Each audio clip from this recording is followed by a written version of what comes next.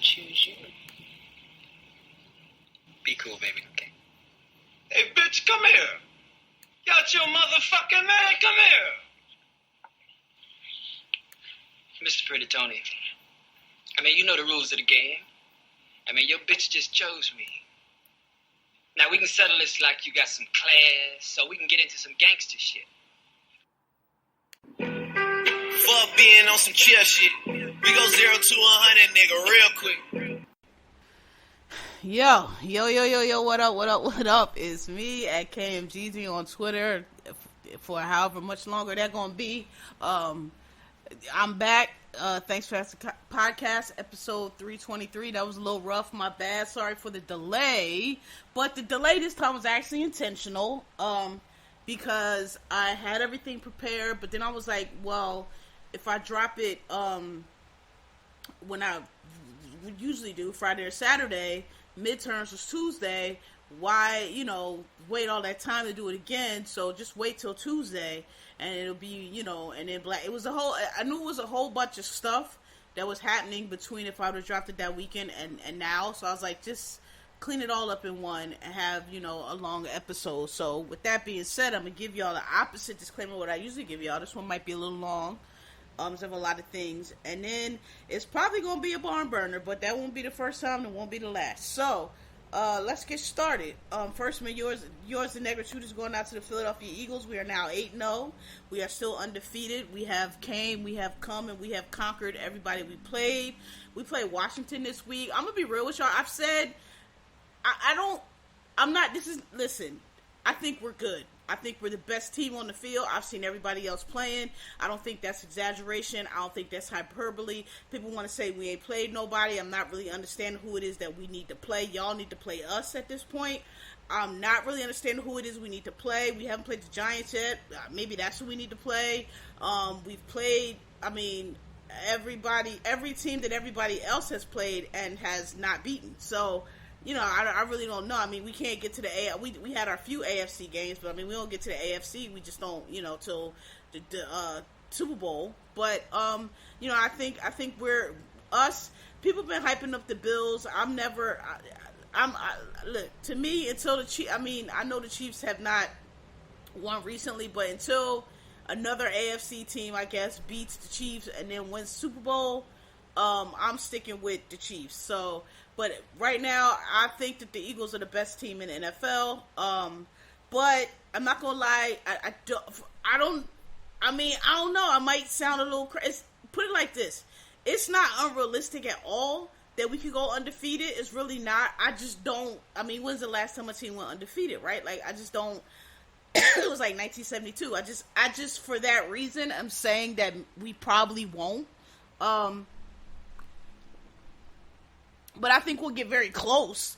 But I don't know. We playing Washington this week. Everybody's picking us to beat Washington. I'm picking us to beat Washington too. But I just wouldn't be surprised if our first loss is a game like a Washington or something like that. Because just like, any given Sunday, y'all claiming we ain't win nobody, but any given Sunday, like, we always put out the victory. And honestly, some people are like, and I get this too. Some people are like, no, we need to have a loss because you need to. If you beating everybody, you kind of cruise along, and I get that. But the Eagles are really good, and the team energy and the quarterback's attitude to me, it does not give that we are going to lull ourselves to sleep. They're very much one game at a time. They're very much. Each week is 1-0, and that's I think has been a big part of their success. That we're not that other team down in Texas. We 8-0, and you still don't hear nobody really saying Super Bowl yet. Although it is not out of the question. So for that reason, I'm like, yeah, I hear y'all with the one loss or a loss, but I don't really think what I'm trying to say is, I don't really think we need to be snapped out of nothing because I don't think we're taking anything for granted. Like we're at 8-0, but we're not. Y'all been watching the games, or maybe not. Like, it's not like a runaway. You know what I mean? Like the Texans, who were not a good team, gave us some problems. Like we winning, which is all that matters. But every week is are we gonna get the W? So I don't know if we need a loss to snap us out of anything. I don't think we locked in anything other than being undefeated. Gannon, to me, I mean, listen, we're 8-0. I cannot stand, I know the logic is that it works, but I just feel like whenever he does that zone, and whenever he does the zone team, that's why it makes team, put it like this, when he gets the defense in the zone, it makes teams like the Texans and teams that are very sorry look a lot better than they are, because he basically gives up the whole field. Now, we don't give up the scores, but it gives up the whole field, and it's frustrating because when he does turn it on, when he turns on the rush, we shut teams the fuck down. This shit is a lock. Then it's like nobody goes anywhere, like nothing. But it falls back to zone. So anyway, yours and -2 to the Eagles, 8-0. Shout out to the Phillies. We did lose to the Rockets in the World Series. Look, we overperformed. We barely got in the World Series. Barely got in the playoffs. We beat all the Braves, the Cardinals, the Braves. What's the other team? I forgot the first team we beat. But every team we beat was supposed to beat us. So we got all the way to the big game. We didn't win it. The same team is coming back. We got the same pieces, so we'll see. I'm just like, thank y'all. We're really proud of y'all. We really did not expect mid-season, July, August. If you'd have said the Phillies are going to be in the World Series, nobody would have believed you. So, thank y'all for a good season. We appreciate y'all. Look, y'all ain't win the World Series, but y'all still, you took us to the championship. And that's all we want. We just want team. Y'all talk so much shit about Phillies fans, but every athlete that plays in Philadelphia, except for Ben Simmons, loves us because they understand when they get here, like, all we want is you to do your best. We don't want bullshit on the field. We don't want fucking dumbass, motherfuckers doing dumb shit on the field, not just not giving the best effort on the field. That's all. We gonna boo you. We don't want you doing dumb shit. We gonna boo you. If you're not catching them, you're dropping pass after pass after pass. As a professional football player, you get millions of dollars to do nothing but catch this ball, and you dropping ball after ball after ball. We're gonna boo you. I don't know what to tell you. So, I got my water. Hold on. It's heat season, y'all. The heat is on, so it's dry up in here. So bear with me. So yeah, that's the yours and -2. So I got a lot of stuff here. Where do I want to start? Let's see. So rest in peace to Takeoff. It's been a minute now. I don't think I've talked to y'all since he was killed. Apparently, he was killed in Houston outside of a bowling alley. Apparently, not even. Even if he was targeted, still be terrible. But just a stray bullet, which really can happen to anybody, especially with these niggas off the hook now. And we had the usual. I'm so tired of you fake thugs and never went nowhere, never was outside. Every time something like this happened, here y'all come with you can't be outside at the bowling alley, such and such. That's how we know y'all never been outside. Bowling alley, skating rinks, those are places where people be outside 2, 3 in the morning. That's just what it is. You go to the skating rink, you let out. It's like people, those of us who went outside, that's what we did. That is very social. It's nothing unusual about being outside of a bowling alley or a skating rink. What I will say is, and I've said this before, with all these trainer rappers dying, it's really tragic. And, I know, all this keep it real, gotta stay in the neighborhood. I'm sorry, I think y'all gotta cut that shit out, man. I think once you get to a certain level, you have got wherever you started from, you got some success in your life, you have a little bit of money, and you're trying to, do whatever you're trying to do. You can't be around niggas that don't have nothing, niggas that don't, their lives are terrible, because they that's what they do. They just want to, they don't, certain people, the reason why you can't be in the hood and around niggas like that is because a lot of people, the normal thing to do is you see somebody successful like that and making it, you should be like, hey, if that person made it, he from the same place I'm from, he started from the same nothing I'm started from, I could probably do it too. Let me follow him, or see what, ask, whatever the case, figure out what it is that he did and try to do something similar. Because if he got out, I could get out. You know what I'm saying? Or you know, if, he made it for music, I could make it for music. Whatever the case is, that's what most people do. But a lot of people, they niggas, you know, because they're not raised for nothing. They don't care about nothing. They don't care about themselves, let alone about you. They don't have no goals. They don't have no aspirations. All they want to do is fucking steal from the next nigga or take from the next nigga or whatever. And they'll look at you, and instead of that, you know, they want to bring you back down to shit with them. So they, or if they can't do that, then they want to take your life, right? And so that's why you can't hang around these dudes. I've seen when these things happen, it's all kind of internet rumors. I try to stay away from that shit because 9 times out of 10 it turns out being completely wrong. It's a bunch of knuckleheads. But I have not read too much into the investigation behind this. I did read enough though that they say he wasn't a target, seemed to be friendly fire. They don't really know it was over. I haven't seen anything that I know of that I've seen that they have a suspect. I could be wrong about that. Like, I haven't followed it, you know, too deep. But to my knowledge, I haven't heard much about they figured it out or anything. And again, it might not, but I don't know. There's a lot of security cameras around there and stuff, so maybe they will. But, you know, it's just tragic. Like, sorry. I wasn't a big Migos fan, not gonna lie. They had a couple songs I liked, but they was just one of the groups when they came out. I was like, yeah, I don't get it. It's not for me, but that's fine. You know what I mean? It ain't gotta be. But I was familiar with them, though. Like, they have, you know, I know each of them. You know, we have all the memes and interviews from them. You know, I got to know them personally. And it's just a shame, man. I'm just, like, sad that he, you know, went out like that. Like, it's just a shame that these got, them and us, can't just be out and enjoying life and enjoying the stuff that people work for and enjoying the accomplishments that people have. You can't just be out without these niggas coming around trying to kill you. You know, because they jealous and they ain't got shit going on in their lives. And instead of taking the energy and trying to make something out of themselves and, like, you know what, let me, like I just said, let me try to, like, hustle up and see what I can get and see if I can get myself out of here. No. They rather, I'm sorry, I can't clear my throat quite all the way. They out here killing other people. It's just sad. It's just tragic.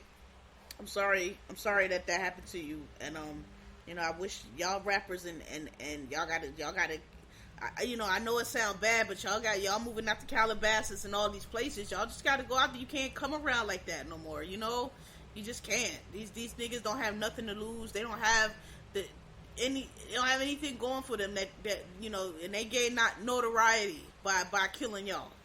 So, you know, don't be cannon fodder, I guess is what I'm trying to say. And I'm glad I started with that, because that loops me right into the next topic. You know, I'm a Gen Xer. I was born in the 70s. Grew up, you know, 80s kid, 90s, you know, teenager, young adult. And so, you know, we're the children of the baby boomers, right? We are the ones who started and created rap and built the whole hip hop culture. That was us. That was, you know, that was Gen X, right? You know, rap started around the same time, around the same year I was born. So I have, you know, rap is almost the same age as a lot of us are. You know, we all grew up with it. We do know a time before rap, but most of us, you know, that's our whole lifetime. It's our culture. It's our thing. I've said it before. I know it's going to the world and everybody wants a piece of it now, but organically, that was us. And I said all that because I wanted to intro that because, you know, when we were creating rap and when rap was in its very early days, you know, the Curtis Blows, and then, you know, later the you know, the Big Daddy Kanes, the Will Smith, not so much Will Smith, but the Big Daddy Kanes, the LL Cool J's, the Kool Moe D's, the Eric B's, the, you know, EPMD's, the early 80s days, you know, Public Enemy, not so much Public Enemy, you know, the Ice Cubes, the Ice T's, the Snoops, the Dre's, even though that's closer to the 90s, but, you know, the so-called quote fingers, gangster rap, whatever you want to call it, we just called it rap, was coming out, and, you know, we were the only, y'all don't understand, it's hard to explain to y'all now, because rap is such a cultural phenomenon, and hip-hop is such, but y'all don't understand, when that shit was first starting, it was just us. Nobody else was listening to rap. They were not listening to hip-hop. They were telling us it was garbage. It was a fad. It was not real music. It was not going to last. Yada, yada. It was just us, Gen X, listening to it was just us by us. It was people our age and people in our culture, and that's all it was.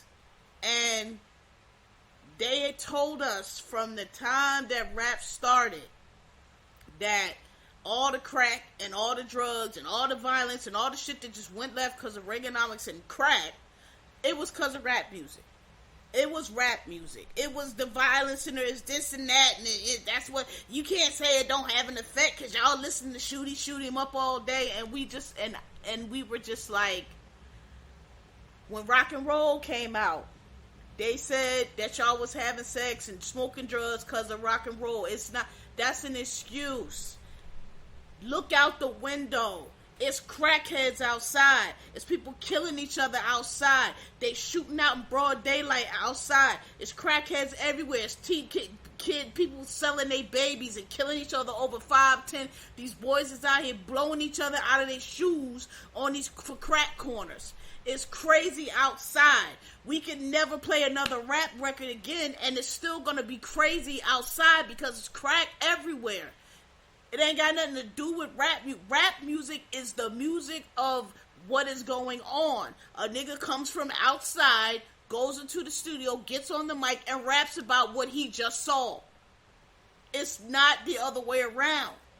It just so happens that rap drug dealers and hitters or whatever, shooters, shoot 'em ups, they listen to rap also, but so do all the rest of us who are not doing all that. They just listen to music also. I just hate it. It's a dumb argument. Y'all sound just like baby boomers when y'all make it, because it's not rap music.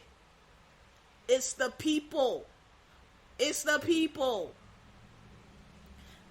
All of us, a whole bunch of y'all listen to our voice right now. Listen to rap music. Ain't none of y'all never killed nobody, would never kill. I mean, we joke all the time. I be at work, when we are at work at our desk, moving coke in our headphones, because that's not a regular thing. Like, we're not violent people. We're not, or, just, not that we're not going to just get up and go shoot somebody because they step on our shoe or something. There's something else going on with a person who does that, and it's not rap music. They just happen to listen to rap music also. I just hate it. It's a lazy argument. And it just rolls on. And first, when it first came out, it was radio. There was the radio. It's the new radio making the kids do whatever the fuck kids was doing back then. Then it was TV. It's the TV programs making the kids do whatever the fuck kids was doing back then.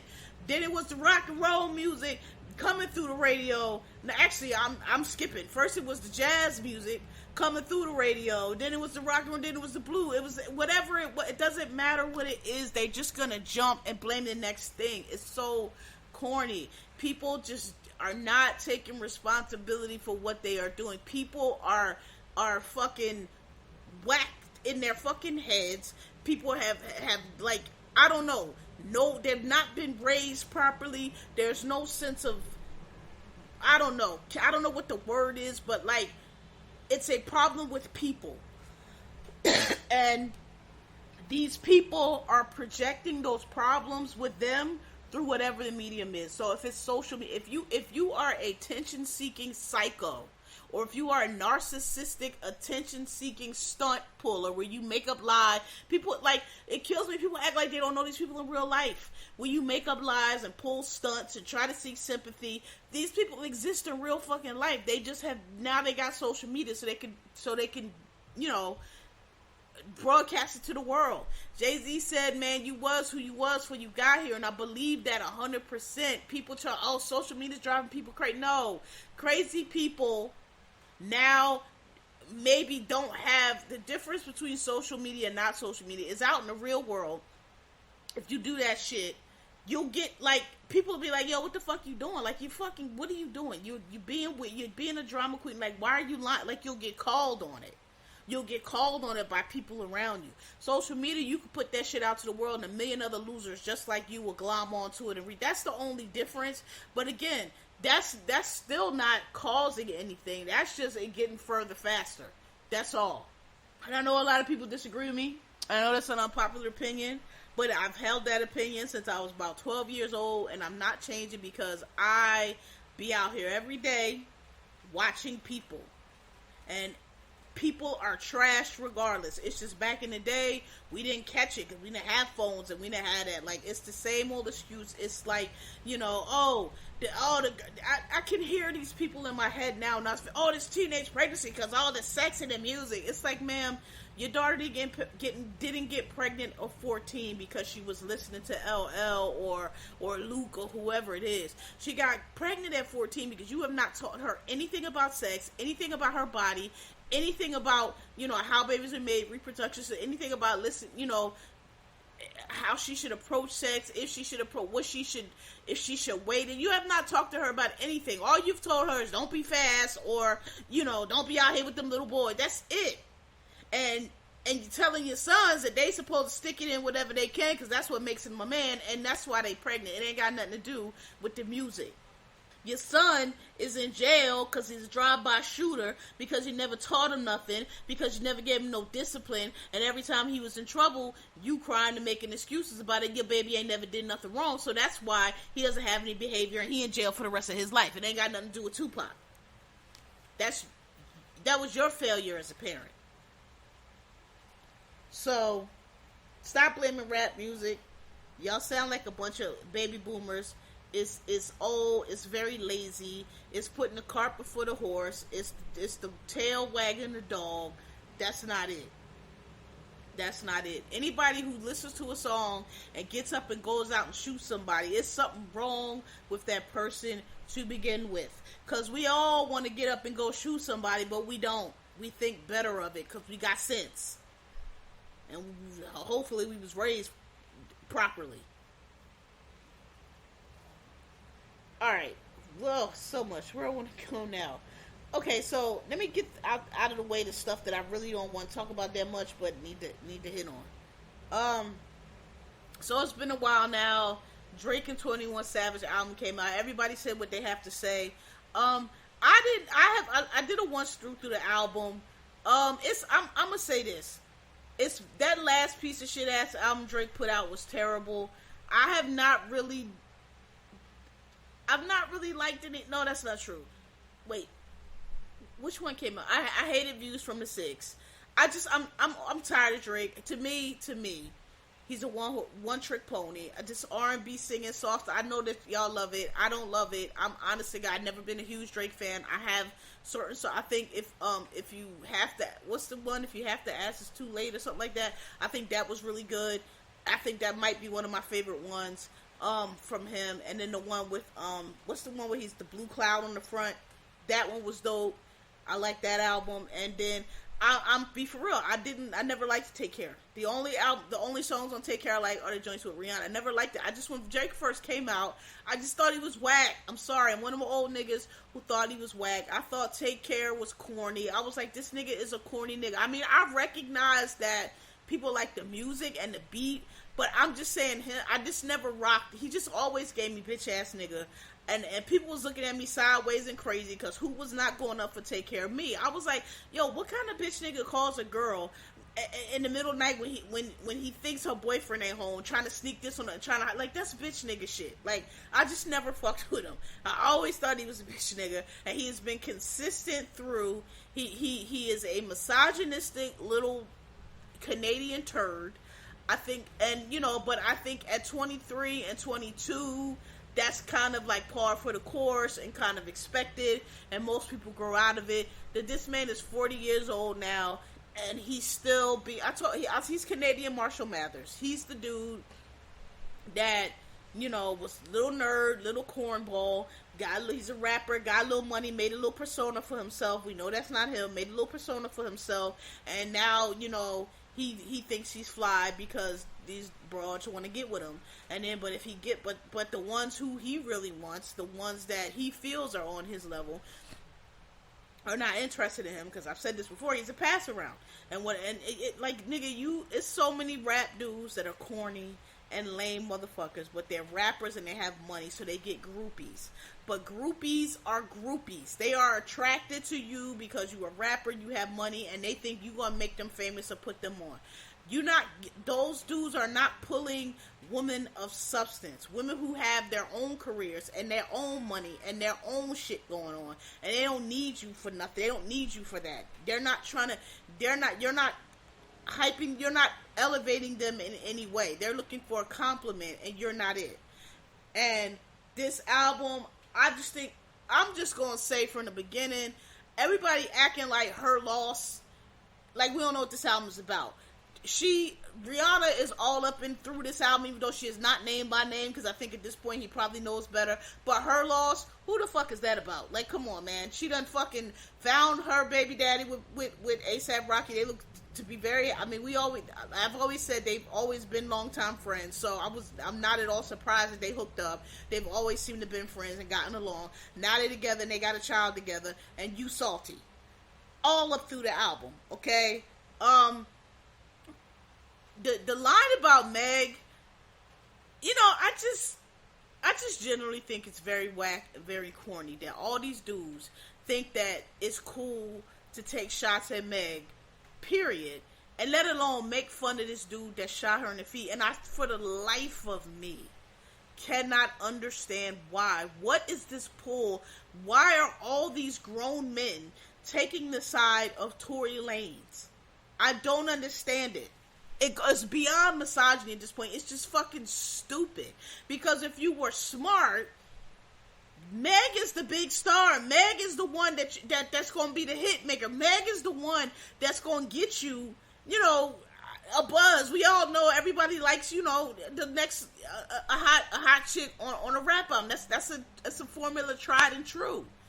Why y'all keep going at this girl? I don't know. Now I saw these internet conspiracies talking about he's not talking about her. I personally think that's bullshit.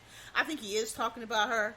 But even if he's not, to gaslight people to act like now all of a sudden Drake is some dummy and don't understand the play on words and don't understand that he meant that shit. He said that shit to evoke Meg. It's no other reason to say it. That line is not fly at all. It's not a dope line at all. It's not a good punch at all, unless you are talking about Meg. It doesn't work on some bitch that nobody heard of, that niggas gotta do YouTube scrolls to dig for. That doesn't make any sense. He's not, but yes he is. He is. He's talking about her. Yes he is. There's no other reason to put that. Drake is not, I don't like him, but I never said he wasn't a good rapper. The motherfucker is a master with words. He's a double entendre king. He knows how to do the punchlines. He could have put that, he could have made that line any kind of way he wanted it to be. He made it that way on purpose because that was a shot at Meg. Please get out my face with any other alternative facts, because he knew what he was doing. And it's whack. It's so whack. And I'm glad that he's getting I think, this is my personal opinion, I could be wrong. I think Drake has capped out. I think that he's moving into Nicki territory now, where like your fans that started out with you are beyond you now, and now you're just still, your fans are still 18, 19, 20-year-old kids, but you're 40-something years old. And that's a very precarious place to be, because it means you start getting really corny really fast, because you're a 40-year-old man with a child by groupie that you hid and only bought out because another rapper revealed your secret in a rap battle, and now all of a sudden you want to be dad of the year, and you're trying to convince us that the only reason we didn't know is because you wanted to keep it private. If you wanted to keep him private, you could have kept keeping him private. Nothing about that Pusha T diss should have made you bring that boy to the forefront if you wanted to keep him quiet. What you were doing was hiding the boy, and it made you look terrible, and it made you look like the bum ass father that you probably were being, and so now you got that boy everywhere. Okay, I never was a Pusha T fan. I always say, that's another one I'm like, nigga, stop rapping about drugs, that shit is tired. But that one song, he ripped you a new one, and I believe every single he told about your father, Monkey Suit Dennis, all of it was totally true. And just exposed you for the Canadian that you are, because your reaction to that shit was totally Canadian. You let that diss rap flip your world upside down because it was making you look bad. Okay? And Um, I actually think the line. So the thing about Meg was whack, and I think you hit a precipice because I think so many people recognize that as like, bro, what the fuck are you doing? This girl was shot at. Luckily, it was like a minor graze. It didn't seem to be too serious, but it could have been. Anytime you put a firearm at somebody, you can kill them. One of the bullets could have just as easily pinged off that sidewalk, hit her in her femoral artery or up her head, anything. Okay, that could have been way worse. Who makes fun of that? Who makes fun of a grown man who shoots at a woman, a helpless woman for no reason? Who makes fun of that? Let alone a 40-year-old man who has a child. Like, dude, you're the wackest whack. That shit is cornball shit. And I think that you tapped out with that. I think a lot of people see you and finally, like, if they didn't already see you for the whack bitch you are, and really probably like, you know what? That's it. We had enough of you, young man. Like, it's you have not grown at all. You have not expanded at all. You still on this little dumbass prepubescent, whatever that word is, high school boy shit, and it's very corny and it's very whack. Who makes fun of that? That's number one. Number two, the line about Serena's husband, that's how you know. Because, see, people want to gaslight you about the Meg situation. Oh, no, that's not. This nigga is whack. He's corny. Anytime a woman rejects him or doesn't give him what he wants, this is what he does. He is Canadian Marshall Mathers. He gets on there and he's dragging women because they don't want to fuck with him.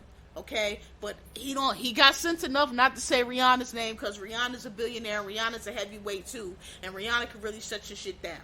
Okay, and he's a punk too. He probably just hurt as fuck and knows that he can't say shit to her because she'll fucking say some shit and crush his whole fucking soul.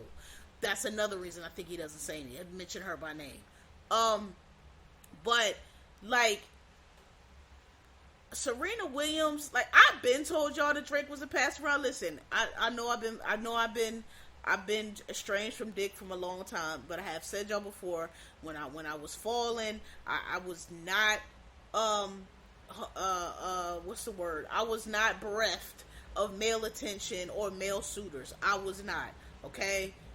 18, 19, 20, 14, 15, 16, 17, 18, 19, 20, 21, 22, the prime years for being in the streets, I was heavily pursued, okay? So, I know my way around niggas is what I'm saying. And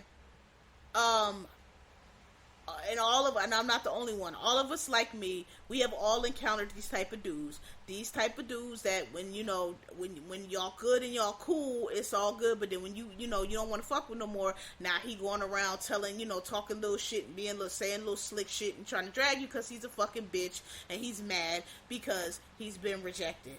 That's Drake. And like I said, it's very middle school. It's very childish. This shit and dudes like that are what we call. I'm saying we like I'm still falling. But it's what straight women call pass arounds.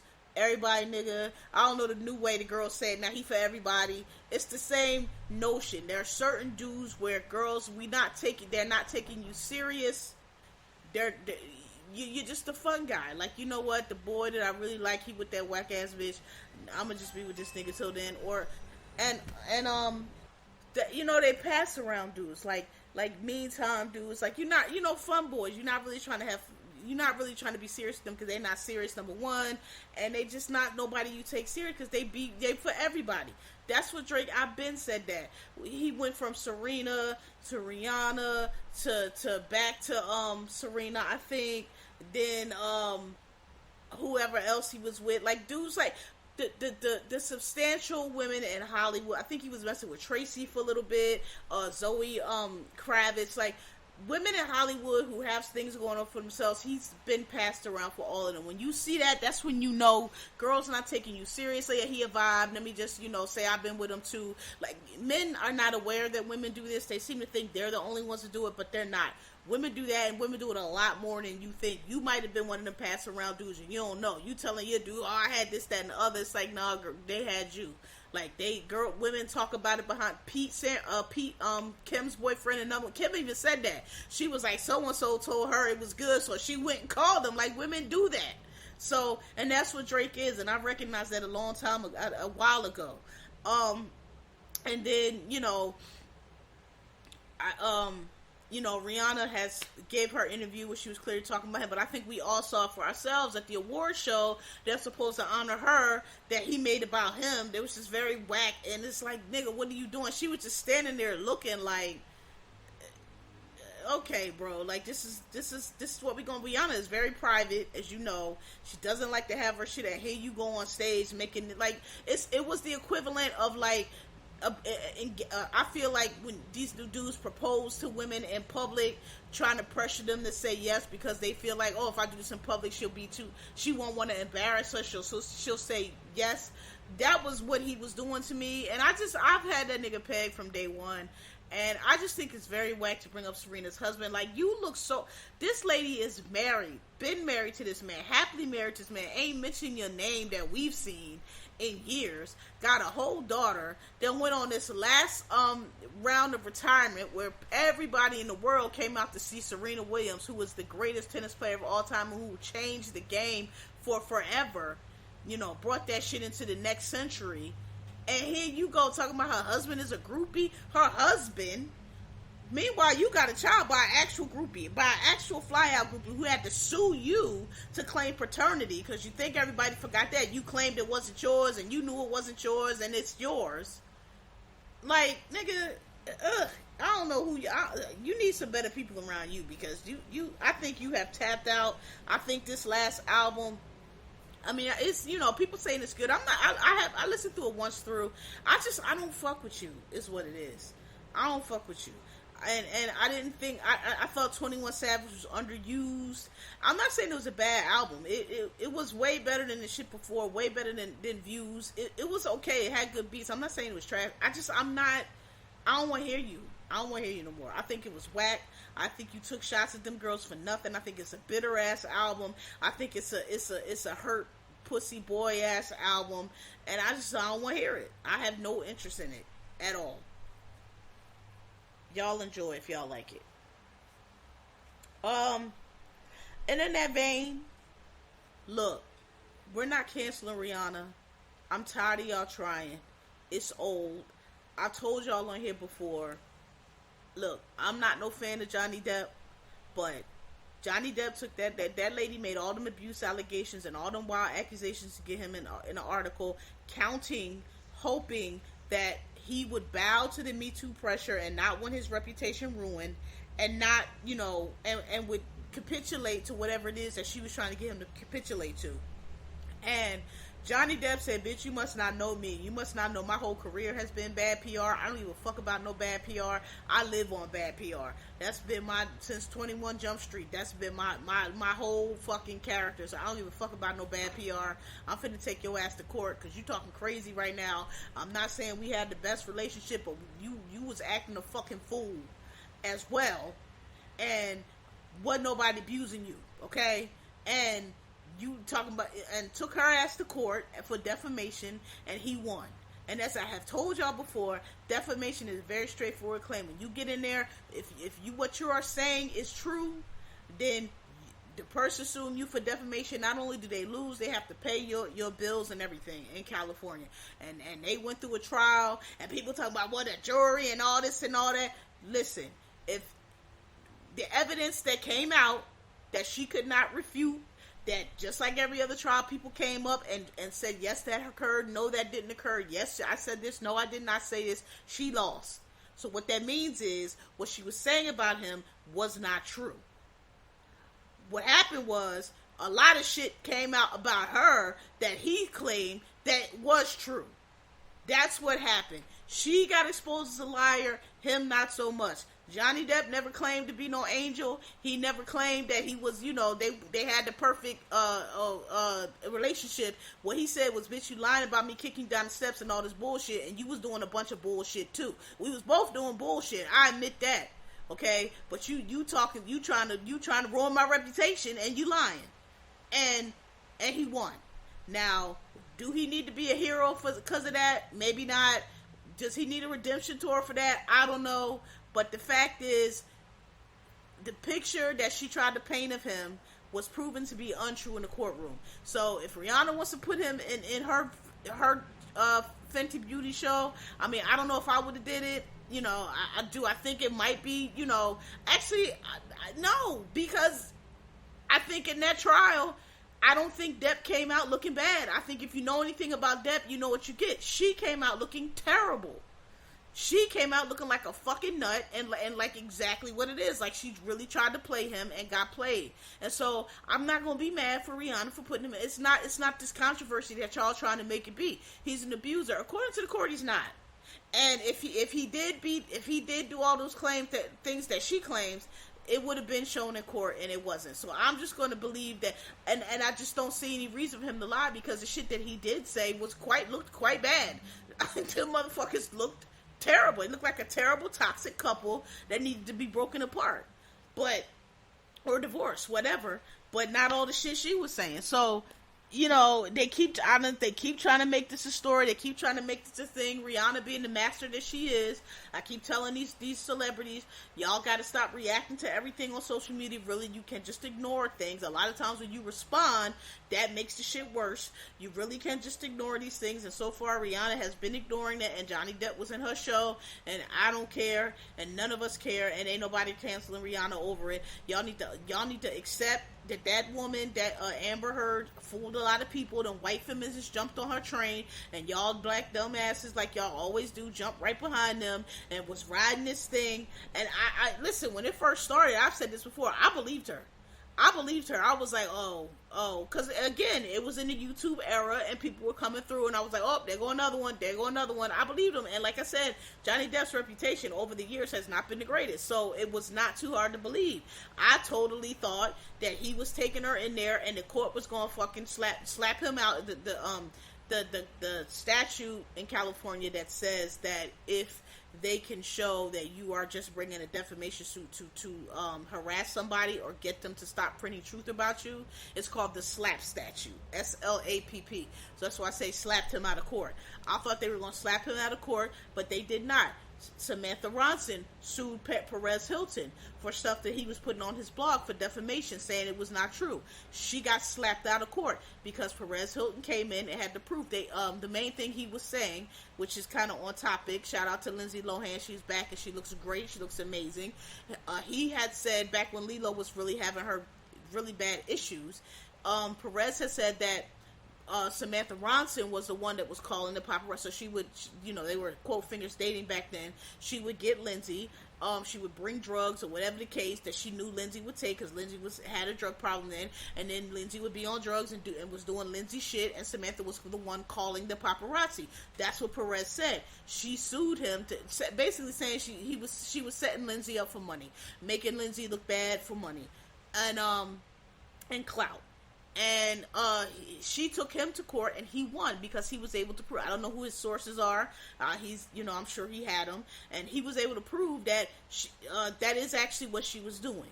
So, and she got slapped out of court. She lost that, and she had to pay his legal fee. That's how it works. Defamation is not murder.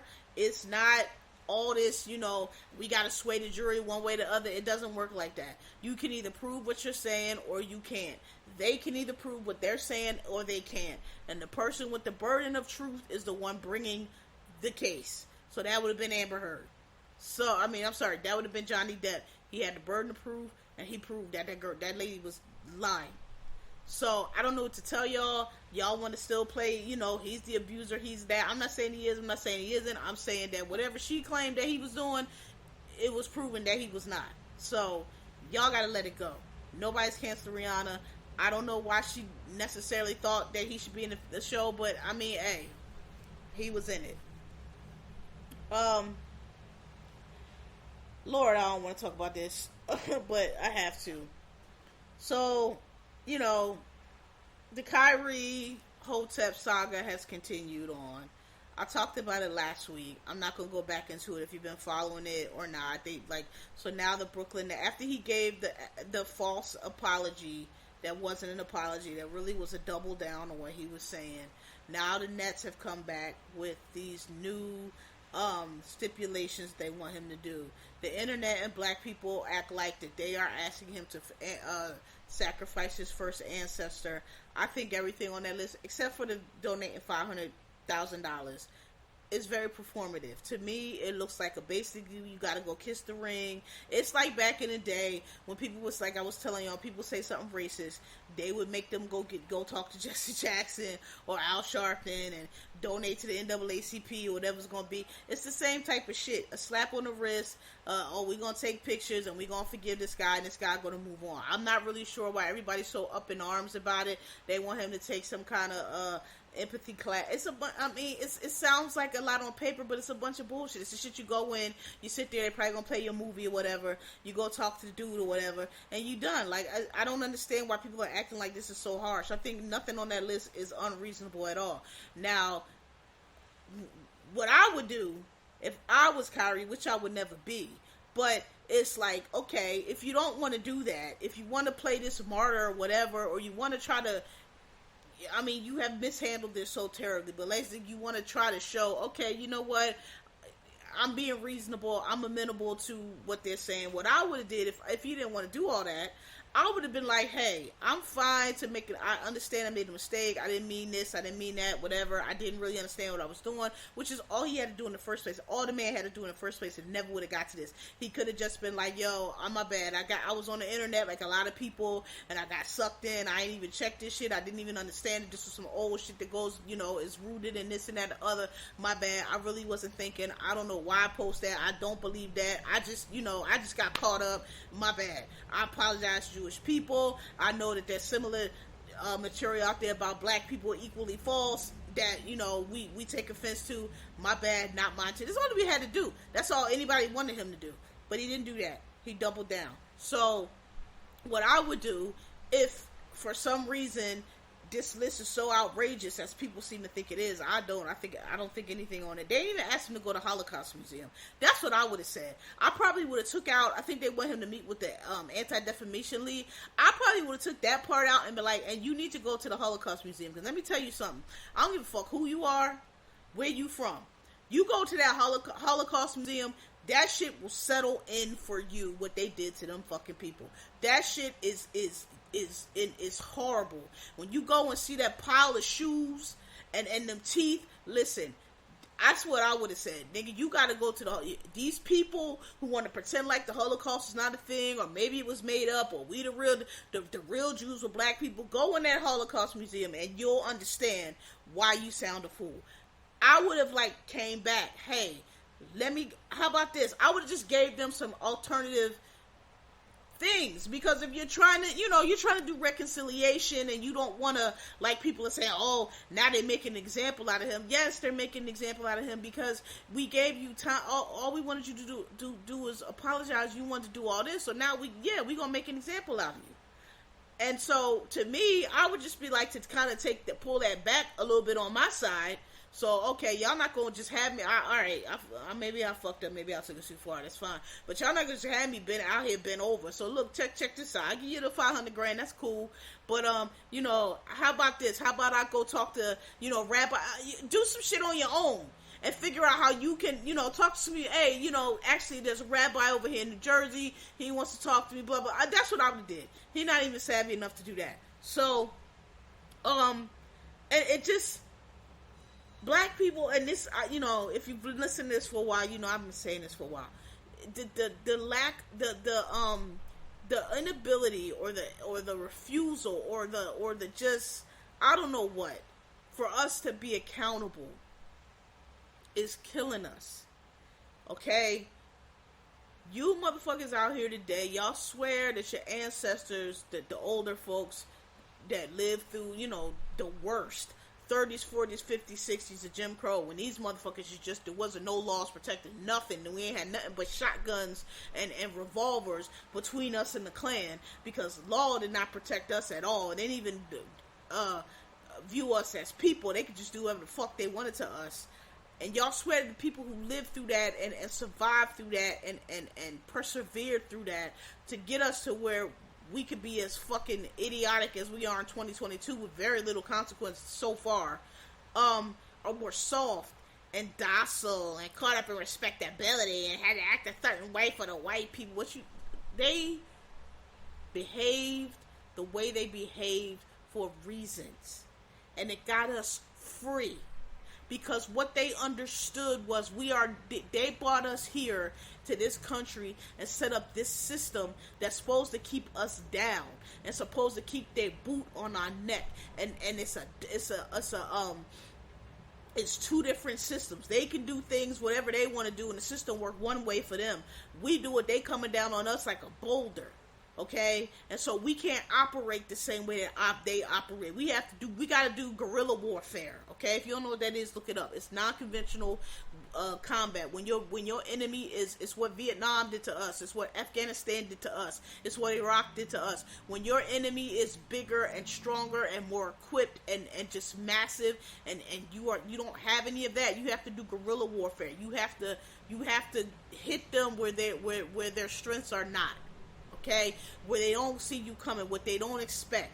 Our ancestors did guerrilla warfare against white supremacy in this country, and it got us free. And they operated in the way that they operated for a reason. You motherfuckers, we've been doing y'all little new nigga shit, no respectability. I'ma just say what I'ma say, and girl, and I'ma crump in front of police, and I'ma do all this bullshit, cause ain't nobody gonna tell me nothing. And y'all got us damn near back in slavery with your foolishness. Okay, and a big part of that is not wanting to hold ourselves accountable. I said this before. Y'all want to let these people get out here and say all this anti-Semitic shit and whatever it is, be racist and ignorant, and don't want to say anything.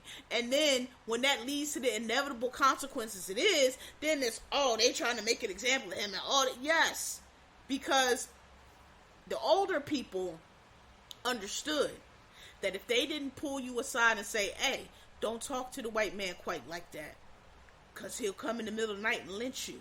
Hey, don't go ahead and step off the curb. We know it's bullshit. And we ain't always going to have to step off the curb, but go ahead and step off the curb, because if you don't pull your boy off that curb, they're going to take your boy and lynch him. Or they're going to come take your wife and rape her. They all the shit. They did these things because they had to do them until they didn't have to do them anymore. We held the reason why a lot of y'all hear y'all saying, y'all just wear nice clothes for the white No, we held ourselves accountable. We checked ourselves because we didn't want it to get to where the white people came and got you. Because if the white people came and got you, once you got in their system, what we say to this day, she done went and called the police on us. She done went and called the men. That means that now it's outside of our hands. It's outside of the block. It's outside of the hood. The white folks got you now. We can't do nothing for you now. Now you in that system that's set up to keep a boot on your neck. We was trying to keep you from that. We was trying to help hold you accountable. That's why we told you, hey man, don't post links like that. You don't gotta understand why it's anti-Semitic. Just know it's and don't post it. Just delete it. Apologize to the people. Okay? Because if somebody some white athlete would have posted Birth of a Nation, link to Birth of a Nation, or link to I'm sure some other racist bullshit, some Klan newsletter or something like that with a links to something like that. Like, I didn't write it. I just thought it was interesting. We would be crying bloody murder, and rightfully so, because bitch, you just post some racist shit. What the fuck are you doing? But we don't want to do that. Black people, they don't want to check you when you acting crazy. Then they want to support you when you doubling down on the acting crazy, and they want to act like you being, you Jesus out here, and they coming at you and you a victim, and the white, we gotta protect this nigga at all costs and all this whole stupid shit about some shit you weren't supposed to do. And then now when the white folks get you in their system, or now they fucking with you because you know what, hey, you done stepped over to our side now. Now it's, they trying to make an example out of him, and I don't think it's right. It's not right. But we don't hold the line on anything. We don't hold ourselves accountable for anything. And so we are not taken seriously. They don't take us seriously about shit because we don't take ourselves. And I know I'm getting very close to sounding like we don't respect ourselves, but that's not what I'm saying. That's a different thing. It's not about pull your pants up and all of that, but it's about be fucking smart. You're making it easy for these people, and you're making us all look dumb and making us all look ignorant. And that's not how we operate. Do you believe in racism or not? Because y'all holler about racism every 10th of a second, but then act like you don't understand why you can't do the things that they do and have the same results. And honestly, why would you want to do that? Why are you as a black person defending the right of somebody, of a black person, to post hateful, anti-Semitic, Nazi, Hitler, white supremacist, propaganda and slander and lies against another group of people? Why are you defending that? Why are you fighting for the right to do that? Why? Because this is what you're doing. You're defending the right for this man to post this racist bullshit. But when somebody posts racist bullshit against you, you want to know, you want to be upset and wonder why nobody don't care. And how come only the Jewish people, they do it, only they get, because they don't allow people to do that. They don't allow people to do that. That's why. They don't give a fuck. And it's not their responsibility to police your shit. If you, when we make noise about our shit, we get results. But when you sit back and talk about this person, oh, he's cool, he can say nigger, oh, it's not even that big a deal. What y'all mad about? It's that we say nigger, black people say nigger all the time. What black people say amongst ourselves ain't got shit to do with them. Jewish people, I'm sure, when they sit around themselves, they probably say some slurs. Every ethnic group says some slurs or some curses or some shit that they only say in their group. But they're not going to allow nobody outside to. But black people, we just let anybody in the room and let them say anything they want to say, and then we wonder why our shit doesn't get respected. I don't understand why y'all are fighting to be ignorant so bad. I don't, and you know, anytime these stories come up, it's always people with these, I don't even, like, it's like y'all always have this empathy for these people. Oh, well, you know, I think they're doing too much, or I think they're going too far. They probably are, but, like, yo, don't y'all get tired of fighting these same battles every 50, 60 years? We do it because we, like, bro, let these motherfuckers go. You have to make examples of people. We can't, the reason we can't get anywhere is because we constantly, these people, like I said before, it's not like a negligence, or it's not like oh, I didn't know. These people are willfully, purposely, with malice, standing in the way of our progress and trying to pull us back, and for no other reason than they want to be like the white people. I want to be able to be racist. I want to be able to call people slurs. I want to be able to beat women. I want to be able to call women bitches. I want to be able to not be responsible. I want to be able to be as savage as I want to be. I want to be able to be not responsible and not have nothing happen to me, just like the whites. Why is that your goal? Those people are savage. Those people are not, I'm not going to say what I was about to say. They're savage. Their culture, they're Europe, the continent of Europe, where they come from, is not like where people of color come from.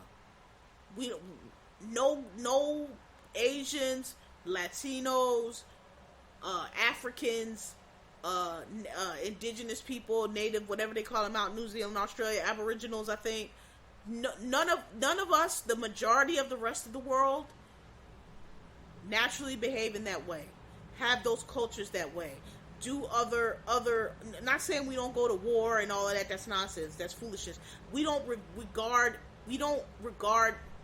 or designate other human beings as not human beings, and therefore able to treat like animals who have no rights.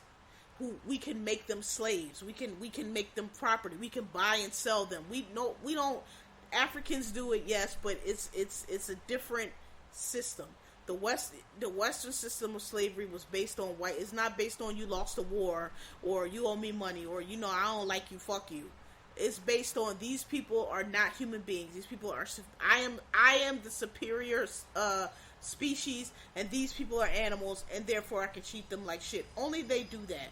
Women are I am a man, therefore I am superior. Women are inferior, therefore I can treat them like shit. Only they do that. Why you guys are fighting so hard? Why you think that that's equality for you to be able to be as base and turn from the light as those motherfuckers are? I will never understand. But it's I'm just not. Listen. You can say I'm harsh. You can say I'm judgmental. I will eat that. I will take that. I will be that. I don't have any patience for that. I don't have any empathy or patience in my heart for people who are willfully ignorant. And because we don't have time for it. These motherfuckers are trying to get us back to a time when we had no rights at all. We was at the back of the bus, Jim Crow, 3/5 of a human being, a Dred Scott decision. That's dead ass what they're trying to take us back to. So I don't have no empathy, nigga. It's y'all. This shit that y'all are like I said last week. This is basic bullshit. It's not even it's very. Several people can just do a simple Google search, sir. This is actually propaganda from Nazi Germany. See here, they made it. I just don't have the empathy. I don't, because it's like I said last week. It's not just that you're impeding our progress. You're actually pulling us back. You are actually serving. Put it like this: anti-Semitism, anti-blackness, anti-whatever the Latino, racist against Latinos, racist against Asians. That doesn't serve Asians, doesn't serve black people. Doesn't serve Latinos, doesn't serve black people. Doesn't Asian prejudice against black people doesn't serve black people, doesn't serve Asians. Latino hate against black people doesn't serve. So who does it serve? It doesn't serve us. It doesn't serve us. So who does it serve? Why are y'all are so eager to volunteer to do the white man's bidding? And I don't have any patience for that, and I don't have any empathy for that. If it was up for me, you niggas, we would cut you out the tribe, and you could wander in the fucking desert or wherever the fuck you go, over to the white people, and whatever. And if you end up hanging from a tree, oh well. Because it's 2022, and they trying to take us back to 1922. And if it was 1922, that'd be a different thing. But the fact that our ancestors, so many of us bled and died, and we had a whole civil right, like we came up out of slavery, my nigga. We came up out of slavery. We fought a civil war, then we fought Jim Crow, then we fought World War I, then we fought World War II, then we fought Vietnam. We done fought in every war this country's ever had, all the time striving, each time, for them to give us what was already ours by right. We done did this shit already, my nigga. So I'm not about to sit in 1922 and coddle you motherfuckers and act like you know, oh, you're just a wayward youth, or you don't know what you're doing. I don't give a fuck about none of that. Y'all can go. Y'all can go, because we don't have time for it. I'm not finna end up back in chains. I'm not finna end up, gotta go back in the closet because, you know, they gay people's illegal now, or whatever, and gay marriage is gone. Affirmative action is gone. Abortion is gone. We living in Gilead. I'm not finna live in Gilead now because you motherfuckers are knuckleheads. Because you motherfuckers don't want to listen. You motherfuckers don't want to learn. And you motherfuckers don't just keep wanting to be the droids they're looking for. So, I get it. We shouldn't call people stupid. Y'all can do all that shit over there. Over here, I'm not with that. I don't have time for it. I don't give a fuck. Whatever I gotta do to get you out of my circle, to get you out of my way, to get you out of my purview, is what I'm gonna do. I don't give a fuck. And that's why we can't get nowhere. Because too many of y'all don't want to leave people behind. Y'all want to keep trying to save people that don't want to be saved. Oh, they're trying to make an example of. Maybe we need examples, my nigga, because it's been too long since we had them. Okay? Used to be, back in 1940, 1950, you could be driving along, minding your business down south somewhere, and you see somebody hung in a tree. An example. An example. These white people not your friends. These white people don't give a fuck about you. You can't be out here, he was fucking with that white girl, thinking shit was sweet, and now look at him hanging from a tree. We used to have examples. Look, people trying to go vote. Look what happened. They beat him with look what they did to Martin Luther King. They shot him dead. Look what they did to Malcolm X. Malcolm X is a little different, but they shot him dead. Look what they did to Medgar Evers. They shot him dead. We used to have examples. And we don't have examples no more, I think. And people think it's sweet. And people think they can play around with this shit. And so I'm fine with examples. If Kyrie gotta be it, fine. If Kanye gotta be it, fine. If every nigga gotta be it, fine. I don't care. And, I know it's a lot of people who disagree with that, but the hour is late. And time is short. And miles to go before we sleep. So I'm just not with it. And I'm tired of these fucking black billionaires, millionaires have all the to who much is given, much is expected. Heavy is the head that wears the crown. I'm tired of these people thinking that they supposed to have all this privilege and all this money and all this shit, and they don't have to have, and no responsibility comes with it. They can just act like any dumb nigga in the street.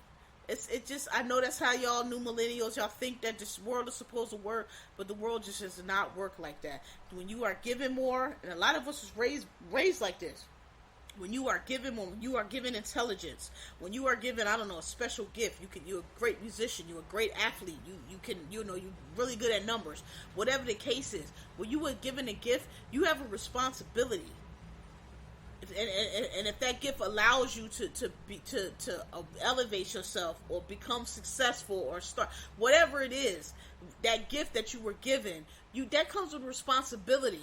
Like I was saying about the queen, yeah, it's real easy to sit off the throne and look at the queen and say, "Oh, bitch, you got all this and that," but that comes with responsibility. You have a whole country. It's not just your decisions affect millions of people's lives, not just your own. You can't just do what you want to do because you want to do it. You can't just follow your feelings and get all emotional because you can't do that. And, this new thing where y'all think that I said the same thing with the whole thing with Naomi Osaka, where these girls, it's like, yo, y'all cannot think that y'all can get in these sports with these millions of dollars and all these agreements and all these deals and all these endorsements and think that you can just say, oh, I don't feel like a press conference today, it's too much for me, and not do it. I don't know who's telling you this shit, but it's bullshit. The world does not work like that. Gotta be consequences. Motherfuckers that, like, y'all just don't want to be accountable. And I'm not with it. Fuck Kyrie Irving. Fuck him. Because all you had to do was apologize. And I don't know what's going to happen to him. I don't really care. He's been a knucklehead for a long time.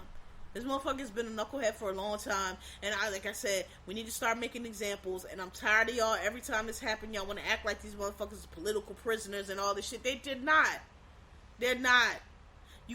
They want to elevate.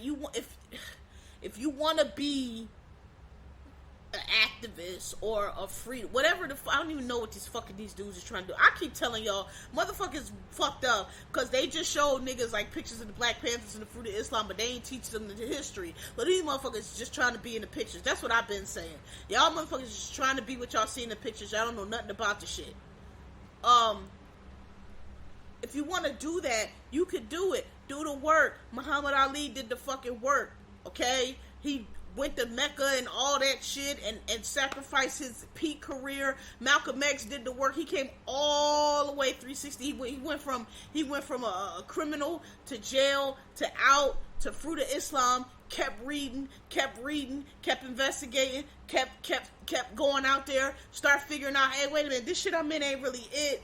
Wait a minute. Kept reading, kept investigating, and figured out, wait a minute, this shit is all bullshit. This motherfucker is doing all this shit that he telling us not to do. Got out of it. Went to Mecca. Learned real Islam. Kept reading, they killed him. But I'm just saying, Martin Luther King, preacher's son, went to Morehouse. got the PhD, got the Nobel Prize, studied Gandhi, studied all these tactics. How, you know what? I'm gonna follow this. This is how we're gonna get civil rights, bus boycott. All these people, these were great men and women who sacrificed and paid it all for their people, to get their people free, to raise up black people, to keep us marching forward, and all the Sojourner Truth, Harriet Tubman, all the, I'm like Frederick Douglass, all the people, so many names before them, Aretha Franklin, Sidney Poitier, and Harry Belafonte, and all these, Lena Horne, all these great people who maybe they ain't even do, maybe all they did was be a fucking great example of black greatness that got to the Cotton Club, or that got to this stage that no other black, just so they could see, hey, we are fucking great. Even if that's what they did something. But y'all motherfuckers don't want to do that, but you want to be regarded and respected as if you have, and it's not gonna happen. It's not gonna happen. If y'all want to be, none of y'all had nothing to say about Kaepernick, you didn't defend him in any way. If you wanted to, you could have. If y'all motherfuckers want to shut this shit down, you could. You got a union, you got a league. These motherfuckers wave $1 at you, and y'all get scared to death. Ooh. You're not these people who you're comparing yourself to. Muhammad Ali lost his belt and sat out fighting during the peak. Who knows how many more fights he would have won? Who knows how many more victories he would have won had he not done that? Because he believed in something, and he did what he needed to do. He took the sacrifice. Y'all motherfuckers don't want to sacrifice shit. Y'all don't want to crack a page of a book. Y'all don't want to learn anything. Y'all just want to say what y'all want to say, repeat whatever stupid shit you want to repeat, and then when you get blowback, play the victim. That ain't it. And I'm tired of it, and I don't want to coddle it. Y'all motherfuckers love coddle. Oh, we should give him a chance. Fuck him. They choosing their side. They choosing their side. Let them stand on it. I'm sorry. I'm a Marine Corps all day. I don't look, nigga. You with us or you with them? You part of the solution. You part of the problem. Make your choice. You step out the circle or you dead. You cannot come back. So that's it. That's all I gotta say. Elon Musk has bought Twitter, and we all on the bird. I ain't got to detail to y'all what a fiasco it has been. I just want to say that this I don't know what it is, narrative that's going around that this man has purposely crashed in Twitter. Listen, I told y'all what I think happened. First of all, he paid $44 billion. He overpaid for Twitter. Had to borrow from Saudi Arabia and all kind of rough figures to get the money because he didn't have it. Because basically what happened was Elon Musk tweeted some bullshit, thinking it was a joke or I don't even know what, just doing dumb white boy billionaire right wing bullshit. And I don't think he had no intention of buying this app. He kept trying to get out of it. He pulled all kind of tricks and jukes trying to get out of it, but Jack and Twitter was not turning that down because he overpaid for it. The shit was not worth what $44 billion. Twitter was not worth that. So he's with it now, and what you are seeing is this American concept that because somebody has a lot of money, it means they're rich. I mean, it means they're a genius, and they're so strategic and logical. That is running up against reality. This man has no idea what he is doing. We've all read the stories about the disaster that is Tesla. These cars blowing up, locking people in, and even with that though, building a car is different. Twitter is not a item that you can just make on the floor and go sell. That's a different thing. Twitter is a communication device, is a communication medium, a live communication medium that's connected people all over, connecting me sitting in New York City on my couch right now to like a bushman in Africa, or like some doctor in a lab in Asia over in Wuhan who's trying to get out videos of this killer virus that nobody's ever heard of, that people is dropping like flies, and he's just trying to get the video out real quick before he dies himself so that people can be warned about this virus coming out. That's Twitter. Okay? Twitter right now, it's a fucking shit show. People are literally adding Elon Musk to fix shit, and then it gets fixed a little bit later. Or a Twitter support or whatever. That's Twitter. Okay? I've met so many people and got so many opportunities through this app. And I hate to see it go. It's not looking good right now. But I don't think that those people he borrowed that $44 billion from are going to just let that shit go down the drain. I think that they will try everything they can to get this shit work in some kind of way before they allow that. I think Elon just doesn't know what he's doing. I think he's in over his head. I think he's unaware of what he's bought. I think he doesn't understand what Twitter is. I think, like a lot of right-wing dudes, they just look at it as something they can come on and call people niggers and annoy people and say shit that they want to say without understanding that it's a community and it's a communication tool, but it only has value because of the people who are on it. Right? That's why these right-wing apps that they keep trying to make flop. Because a social media app like Twitter only has value by the people that are on it. And if the people who are on it are not, people don't like or not valued or don't want to hear from, nobody's interested in what you have to say, then your app is useless. And that's the part I don't think Elon is really understanding. But I think he's going to have to understand it quickly, or somebody's going to push him out or something. It's just all they had to do, and I've said this from the beginning. I mean, when you come in and buy a company, of course you're going to change things, and nobody's paying $44 billion for a company and is not going to come in and tinker it some kind of way. That's what they do. But all they had to do, the reason why Twitter was always floundering is because they couldn't figure out how to make ad revenue work. And if you're on Twitter, you can kind of see that in real time, because the ads that are on Twitter are terrible. They're just random ass ads that somebody has bought to show up in your feed.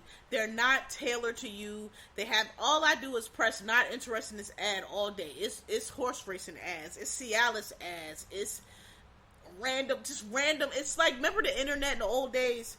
The spam emails that would come through? That's what Twitter ads are like. Meanwhile, over on Instagram, I swear Instagram be reading my motherfucking mind, bitch. Because I could think, ooh, polo cashmere sweater, open up Instagram, and that bitch will be in the Ralph Lauren sweater. I'm like, how did you fucking do that? Instagram knows what you buy. One thing on Instagram, it learns. That algorithm learns so quickly. It follows what you buy, and when you open that shit, them ads in your Instagram feed will be specific to you, and they will have you and your wallet in a chokehold, because it'll be shit you buy. It'll be shit you want. It'll be other shit that's like the shit you like and buy that you're interested in. Like, ooh, let me get this too. Ooh, buy, I'm telling you, bro. Go on goddamn Bloomingdale's or Amazon, wherever you shop at, and buy a bottle of your favorite perfume or cologne, whatever it is. Buy it on your your iPhone, your laptop, whatever you got. I guarantee you, the next time you open up Instagram, not only will that perfume be there, one that is very similar to it, one from the same store, one that's just as nice or even nicer will be in your feed. IG has the ads down. They know exactly what ads to give you. If they give you an ad and you don't really fuck with it, you won't see it. It'll go away. And some other, okay, she wasn't fucking with that, let's try this one and throw it in there. If you don't engage with an ad, or if you're not, you're not clicking in, let me see what they got, that shit'll disappear. It learns you. Ads on Instagram are very, very good. And whoever at Instagram, all they would have to do, if they could get Twitter like that, they would see money in no time, because then people, the advertisers would see, oh, we getting all this business off Twitter. Oh, they buying this, they buying this, they buying this, they buying that, and then everybody would come. That's all they have to do. Right now, it's just random. There's nothing. Why is it Viagra pills on my feed? Why is it horse racing? I don't do any of that shit. None of these ads have anything to do with me. That's all they had to do. I will say, me personally, my opinion, the content moderation, I understand we need that. But I personally think it was a little too much on Twitter. I think it was a little too much bullshit. I think it was a little too much subjective depending on who's looking at it. I don't like the fact that somebody on Twitter could, if you tweeting whatever the fuck your opinion is and they don't agree with it, they want to report it as offensive and triggered. I don't like that. I should be able to say, as long as I'm not adding you or harassing you, targeting you directly, if I want to get on my thing and say I think pronouns is a bunch of bullshit and I don't get what y'all trying to do with that, I should be able to say that. I'm not harassing anybody, I'm not adding anybody, that's my fucking opinion, and I should be able to say it without you reporting my shit as fucking insensitive or, like, that's bullshit. I think that's bullshit. So I'm glad that went away. If y'all notice, I'm cussing on it, only people like, why you being scared? I'm not being scared, I don't want my account snatched. They snatch your account if you put fuck and nigger and motherfucker on there. I've had it snatched before. That's why people do it. That's why people do the SARS. So when them filters go through, they don't pick you up. I like that I don't have to do it no more. I like that. I didn't think it was nothing wrong with the way content moderation we did. All these fucking Twitter got very swole at the IPO, and now we need all this human rights team and this team and that team. I don't think we needed all that. So that's part of right, like the Twitter layoffs.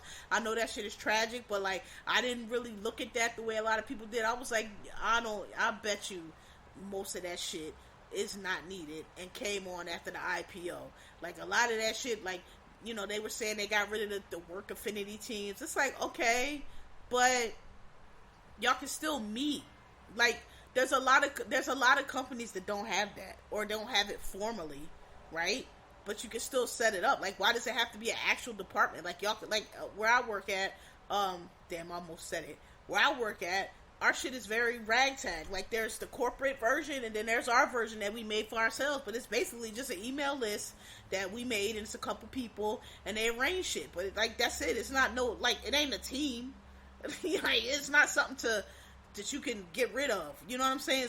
It's like people who show up to these things that we send via email. That's it. So, I don't know. I think, I could be wrong, been wrong before. I don't think that, I'm not saying that it won't collapse, but I don't think that they're going to let that $44 billion go easily. I think they're going to do everything they can to try to get it going. I think Elon is going to figure out at some point that, okay, I don't know what the fuck I'm doing. Maybe I should listen to these people. Maybe I should start bringing other people in because I borrow money from Saudi Arabia. And Saudi Arabia cuts people up with bone saws and buries them to the garage. So I might not want to fuck around with these people's money too much because bankruptcy might save my wallet, but it won't save my neck. So I think that eventually he'll start to figure it out, or the other people whose money it is to try to force him out. I don't know.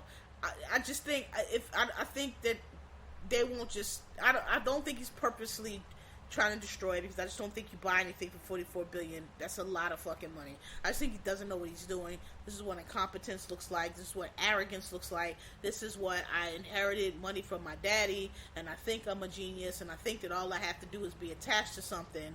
But I accidentally bought the Cool Kids app, and the cool kids don't fuck with me, and the cool kids actually don't even like me, don't even want to be around me, but they ain't got no choice because I bought this shit. I think that's what we're seeing right now. I can't, me being attached to this don't make this hot, because this ain't a car factory where a bunch of nerds and engineers and shit think I'm cool.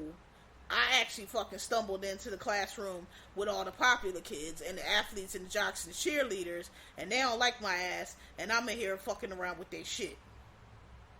So, I either gotta fucking get with the program, or, this shit gonna collapse and they just gonna go somewhere else. Yeah, that's what I think about that. And that's all I have to say for now. Hopefully Twitter still make it till next week so I can still talk about this shit. Okay. So, like I told y'all last week, there was no red wave. None at all. Only thing that does surprise me is, I guess the polls were right. Herschel Walker and Raphael Warnock were locked 50-50, although I think Raphael Warnock is going to run away with this runoff. I told y'all last week, I don't need to repeat myself, the data has never been there, the facts have never been there. If you stay off media, if you start watching news, stay off social media, and you just look at what's happening, they have not won anything since 2016. And I don't even think that, and I say they don't win that properly. They lost those midterms. That was not a historic trend. That was people neglecting Trump. Joe Biden and Kamala Harris came in with the biggest margin in electoral history in 2020. What people thought was going to change between then and now, that all of a sudden people were going to vote MAGA people back in, I have no idea. It never made any sense. The evidence was never there. Okay? We've been fighting back little by little. The only reason it's even still, we haven't overtaken them yet, is because they done gerrymander shit to death, and we got an AG that don't look into shit. Okay? Ron DeSantis down in Florida, that shit is gerrymander. You mean to tell me the entire map of Florida, except for Tampa, the county above Miami, and I think it was Jacksonville, if you look at that map, that looked like somebody was like, well, Bubba, we can't make the whole thing red, because that's going to look crazy. They going to know we cheating a little bit. So what we going to do is we going to go ahead and give them Tampa, because some niggers over there, so that got to go blue. We give them Jacksonville, niggers up there, that got to go blue. And then we got Miami, we got that straight. But we gonna win the one above and just make that blue. The rest of it make red. That's what that looks like. I ain't never seen no state go. That shit is that man gave that redistrict gerrymandered map up to them Trump judges, and they approved it. And that's why he won Florida. I said it before. I'm tired. My boss was like, "Oh, I think Ron DeSantis is going to be our next president." I was like, "How? Why do y'all think that? This shit is not popular. Nobody is voting for banning books. Nobody is voting for don't say gay. Florida is a goofy ass state. It's gerrymandered as fuck. Every cuckoo, scam artist, drug dealer, money launderer, and just ne'er-do-well goes to Florida. That man is not taking that shit nationally. Who is going to vote for that? If they were going to vote for that, they would have voted for Trump, who has charisma and who has personality. And not only that, like I have been telling y'all, all these motherfuckers detached themselves to Trump. He's going to take them down. Because anybody that is not him, he's going to attack. The MAGA people are going to vote for him. And they all, listen, he's going to drive the Republican Party. I've been telling y'all this. I said, it's going to happen. He's going to drag them all down. They're going to crash and burn. There was no red wave. The Democrats held and picked up. Big Gretch up there in Michigan should be the story, but no, we keep getting these exposés of DeSantis, and y'all talking about DeSantis. Please, somebody at me on Twitter, email me, thanks for asking podcast, Gmail. Please explain to me, list out the reasons why you think that the electorate who went 80% for Joe Biden and Kamala Harris is all of a sudden going to flip totally around and vote for that moron in Florida. I don't understand it. I don't know why y'all think that this man has national, who's voting for a person banning books? Who's voting for somebody who don't want to say that? Who? Stop letting the media hype y'all up. We gotta go out every election and vote. We are winning. They are gerrymandering, they are cheating like a motherfucker, and they ain't gaining no ground. Imagine if they wasn't gerrymandering, if somebody would do something about the fucking gerrymander, the AG would wake the fuck up and look into this shit, we would have already overtaken them, because they cheating like a motherfucker and still can't make no ground. So that's all I got to say about that.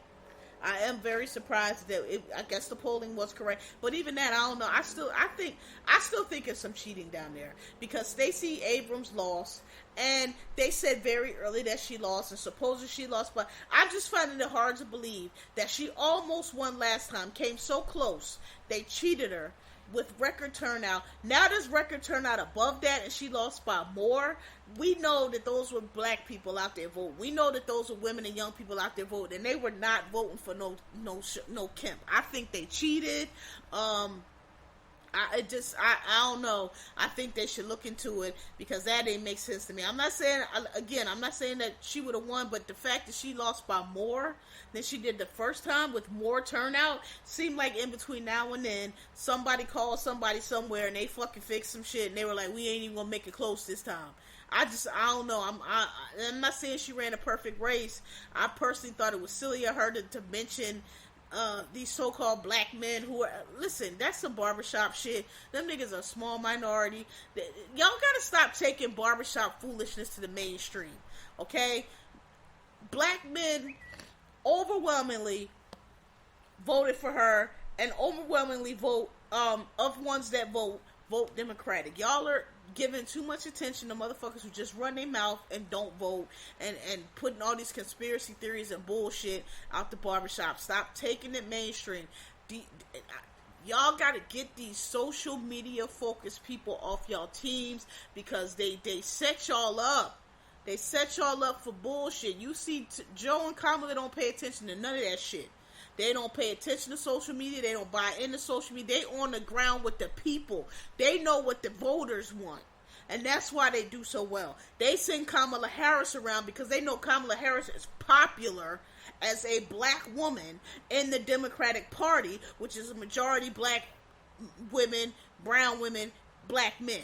They know that. So they send her around to gin up the votes, and everybody she went and hustled for. I don't know I actually haven't seen how the LA mayor race shook out yet. I don't know if they're still counting or whatever, but everybody that she stumped for won because she's popular. That's the vice president of the United States, the first black woman, aka Howard University graduate, going around the country. She's a superstar, and all y'all motherfuckers that think she don't, I don't know where y'all been, I don't know what planet y'all on, but there's nowhere that's realistic.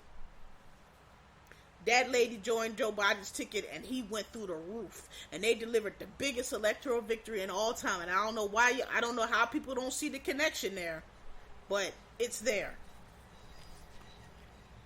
All right, so got through all that. So now I can talk about these last two things, which are not so bad. Went to see Black Panther yesterday. Y'all know I'm not big on the Marvel movies, but I only watched the Thor and I only watched Black Panther. I loved it.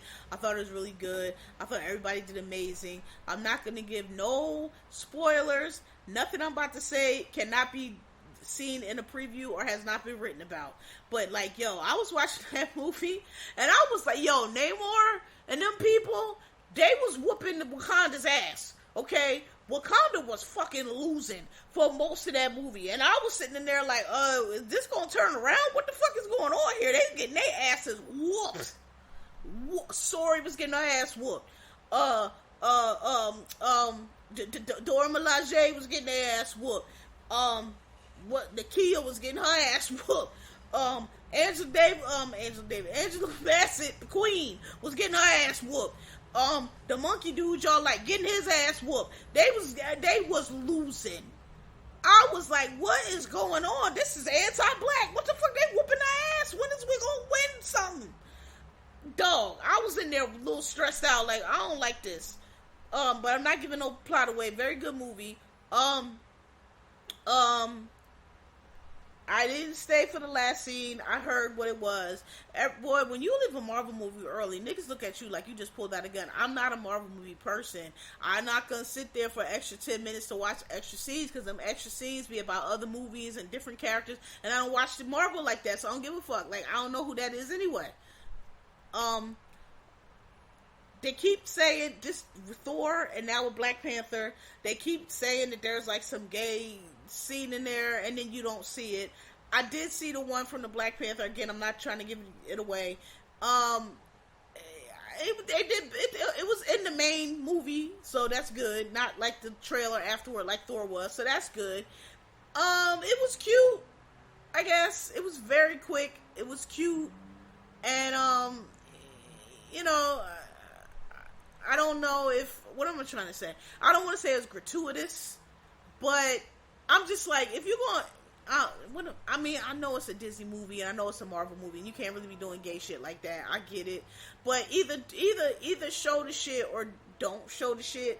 But like, the way they do it, it's kind of almost like it's dropped in there like, hey, we're gonna do DEI and put a gay couple in here. Like, just either do it or don't. Like, what I'm trying to say is blend it into the story some kind of quick way, if you're just gonna be quick about it, or don't.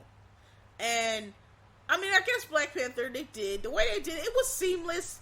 It just came kind of late, and it came at a point to where, like, you might have missed it if you weren't paying attention. That's all I'm saying.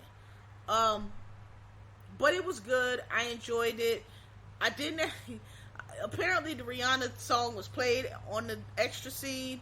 I didn't see it. When I go watch it again, I guess I'll see it or not. I'll take y'all word for it. I know what happened. I'm not giving no plot spoilers. But no, I really enjoyed it. But it was stressful because, listen, the first Black Panther, I feel like they was not getting their ass whooped like that. And I've seen a few of the Avengers, and I know that people will get their ass whooped in the Marvels. I know that, and die out and all that. But I was like, is this a Black Panther movie or what? Like, damn, y'all just gonna keep taking L's? It was like, hey, yo, they got their ass whooped to the point where even I'm not even sure if they won. Like, you know what I mean? Like, I'm like, all right, we came to a conclusion, but I'm not sure if we won. I feel like we might have still got our ass whooped. Yeah, very touching. I thought it was great the way they dealt with Chadwick Boseman. Yeah, I thought it was nice. I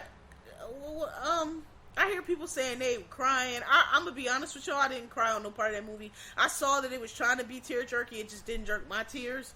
But I mean, I appreciate what they were doing. I just didn't. I think people are, in my opinion, people being a little bit dramatic. But I'm not a Marvel person though. Maybe it's some Marvel shit. Y'all comic book niggas is on some other level. I just didn't think it. I mean, I thought it was good. I thought it was a nice tribute. I saw what they were trying to do. I thought it honored him really well. But as far as being like sad and tear jerky, it wasn't really to me. It was like, very sweet and very nice. But it wasn't like, he was like, I was in there boohoo, and I was like, I really wasn't, not even close. But it was sad and solemn, and a good tribute to him. Yeah, and so A+ on Black Panther. Oh, and the other thing I like about Black Panther is, I told you before, like, I'm not a boom pow boom. Like, the reason why I'm not an action movie person. I need plot, right? I'm not just one. Let's go. And Black Panther, they do a good job of that. Like, the plot that's in between the action was really good. The action was not doing the most. I get bored in action movie. I get bored in action movie because it's like, okay, we jumped over the bridge, we ran under the tunnel, the truck blew up, okay, we punched the guy, we stole the bag, oh, now it's another bridge, another truck blew up, oh, now he's swinging, like, they be doing too much, like, I'm not 5-year-old, nigga, I need some plot. So, but they didn't do that, it was really good, and the fight scenes were really dope. Yeah, so, okay. Finally, the last thing I want to mention, and I really want to mention this because, by the way, Happy Veterans Day. Today is Veterans Day. Happy Veterans Day to all veterans. Yesterday was the Marine Corps birthday. Happy birthday to all Marines. And I watched this thing on Netflix called Killer Sally.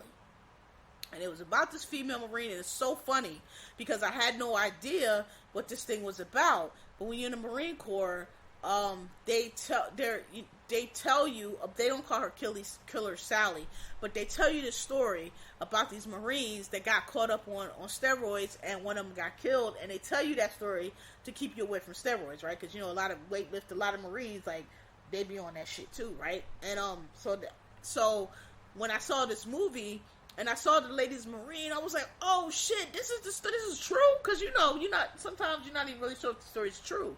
But it turned out it's true. So it's about this, Marine, 2 Marines, they were married, stationed in Coronado, and one, they're both like bodybuilders and wrestlers, and the lady Sally, she killed her husband and went to jail.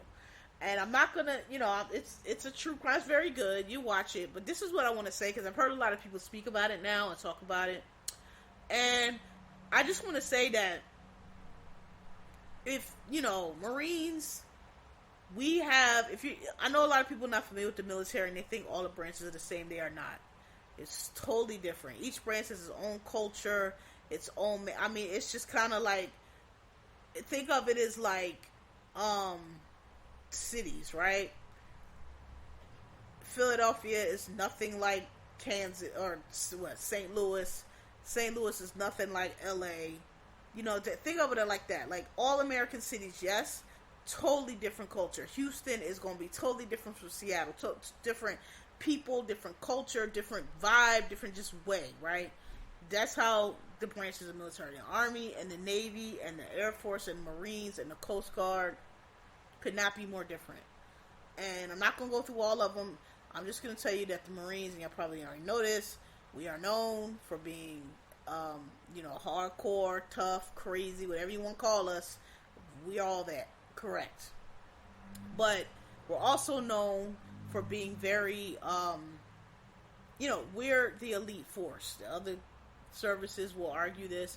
We're the elite force. We're the president's home. We are the ones that they send. They can send anywhere in the world to fight wars. We don't need a declaration of war because we are a emergency force. We are president's executive force, and he can send us anywhere in the world he wants without a declaration of war. If you want to send the Navy or the Army or Air Force, you need to have Congress declare war, because Congress has the power over that. But the Marine Corps, because of the historical founding of this country, belong to the executive branch. We're elite. We're ferocious. There's a reason why when you go otherwhere in the world, they talk about the United States Marines, okay? And the reason why we are like that is because we have a reputation of being very, we get bit. We're not drama. We're not stressed. We just get the shit done, right? We go over there and it doesn't matter what's going on. We get the mission done. And when I watch Killer Sally, that lady, I've heard a lot of people say, oh, she had PTSD and she had battered spouse syndrome. She probably had all of that. I'm sure she did. But that is not why her demeanor was the way it was. Her demeanor was the way it was because that is how all Marines are. We are all flat, matter of fact. It is what it is. We between a rock and a motherfucking hard place. Here come a bear that way, a cougar that way, and a fucking 12-foot python this way. And we don't know how the fuck we going to get out of here but lock and load and just start shooting. And that's it. And that's how... she was just so Marine Corps. And she was so Marine Corps, so matter of fact, so, not so literal. That's what her lawyer says. She's literal. That she kind of talked herself in jail.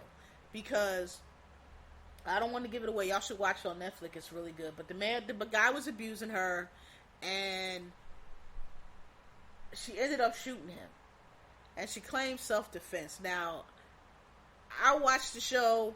Y'all can watch it. I have no doubt, because she's a Marine, that she killed that man. He was definitely beating her and definitely abusing her. But at the time that she shot him, I don't think she did in self-defense. I think that he might have been talking slick to her, or maybe he hit her, or maybe she was just over his ass because he found out he was cheating on her, and she went in that back room and she got the gun and she came out and she killed him. I have no doubt about that, because that's very Marine Corps. That's very Marine Corps. People hear me say certain things, they're like, oh, I'm not just saying nothing. I've done it or I've seen somebody else do it, and I'm telling you, this is how it goes down. She went down there, she shot him, and she claimed self-defense. Where she messed up at, though, and I don't want to give it away, but she went into the police station and she started talking without an attorney. And what she did was she shot him one time, and then she reloaded and she shot him again. As soon as you shoot somebody again, this is why the George Zimmerman case is so ridiculous. As soon as you shoot somebody again, it's no longer. The way self-defense works, this is what I'm going to tell y'all, and I've said this on here before. You have to be very specific in what you say. Don't say a lot of extra shit. You have to constantly say, my life was in danger. I felt like he was going to kill me. I felt I had no choice. I felt my life was in danger. You can't be saying shit like, oh, I fired a warning shot. Because now your life's not in danger. You're not in imminent danger. If you got time to fire a warning shot, you got time to do something else. Like get the hell out or call the cops or whatever. If you don't pull a gun out to threaten. Because if you're pulling a gun out to threaten somebody else, you're admitting that you yourself are not threatened. They are not a threat to you. You are trying to threaten them. So they actually have the self-defense. So and she went in there and she just told what happened and she talked herself right into jail. And there was a lot of extra stuff involved with it. I'm not telling y'all because I want y'all to watch. It's really good. Like it's a very good thing, a very good program. Even with all that said, this happened. I should emphasize this happened in like the early '80s. The lead up to it was in the early '80s. The murder I think was actually '95, but it was right where we didn't really have the understanding of roid rage like we do now. Like, if you my age or a little bit older, you remember coming home from them after school specials, and they would always have one about being on steroids. And so, but that would have been like, that was like late 80s, late to mid 80s. So it was just coming to the forefront. But like, as far as like it being something that you could claim in court, I don't think it was quite there yet, right? So I think if it had happened today with the spousal abuse, with the steroids, and a couple other things she had going for her, I think she still would have got convicted, because I think she killed the dude. I don't think it was self-defense. I think she just was tired, or maybe it wasn't self-defense that night, but dude went, I don't know, maybe he turned to raise his hand, or he just raised his voice, and she was like, Marine Corps, that's it, I'm about to fuck you, I'm about to fucking kill you, and I'll deal with the fucking cops later. I think that's what she did. And so she still probably would have got convicted, but I don't think she would have got to 25 years. And his friends were all pieces of shit, because like I told y'all, all this, he does that, that's not me. Bitch niggas roll with bitch niggas, okay? And those motherfuckers sat up on that stage knowing that he was beating that lady, and knowing that he was abusing that lady and her children, and just testified so she would go to jail and away from her kids. Okay, I'm not saying you had to get that lady away from murder, but to act like he wasn't abusing her. They all just went up there and act like she was lying and he never abused her. Oh yeah, we saw this man was huge. He was on steroids. He blinded somebody, maimed somebody. He was beating the fuck out of this lady, and they all went up there and just act like it wasn't true. She was jealous.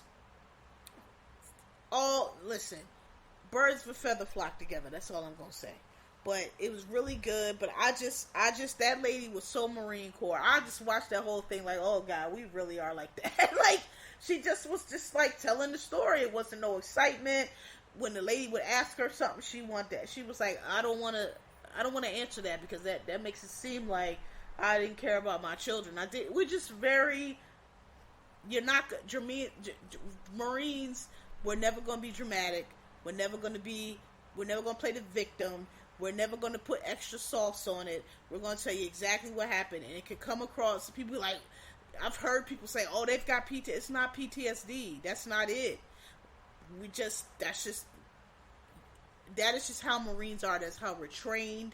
That is how we are expected to be. You come in, you get a situation report. It's not a bunch of civilians don't understand, y'all, because y'all don't have to keep control or everybody dies. So it's a different affect. The way that lady told that story, you could get 20 Marines in there to tell that exact same story, and they would sat there and told it just like she did. It just so matter of fact. That's just how it was. And I was like, wow, that probably did not help, because civilians just don't understand it. They don't understand. Well, why wasn't she crying? Well, why wasn't she nervous? Because I'm not going to be nervous. I'm coming here and I'm telling you what happened, and this is what happened. What I'm going to be nervous for? It is what it is. Did you shoot him? Yes, I did. Why did you take the gun out? I took the gun out to threaten him. Shouldn't have said that. But you asked me what I did, that's what I did. Well, do they call you so-and-so? No, they do not call me that. That's my stage name. They don't call me that. Like, that's just how we are. But it wasn't helpful to her. She should have had a lawyer, because an attorney could have told her, look, you can't, just chill. Don't say nothing. And, let me do all the talking, because you coming across real crazy right now. So, yeah. It's on Netflix, called Killer Sally. It's really good. Y'all should watch it. I think y'all will enjoy it. All right. I have been talking for a very long time, and I am very tired and very hungry. So, here y'all go. Sorry I was late. It's episode 323, but I gave y'all a really long one. So, y'all can forgive me for the gap, and the probably gaps that'll come in the future. But, yeah, thanks for listening. Like me, rate me. God bless. Good night. Peace.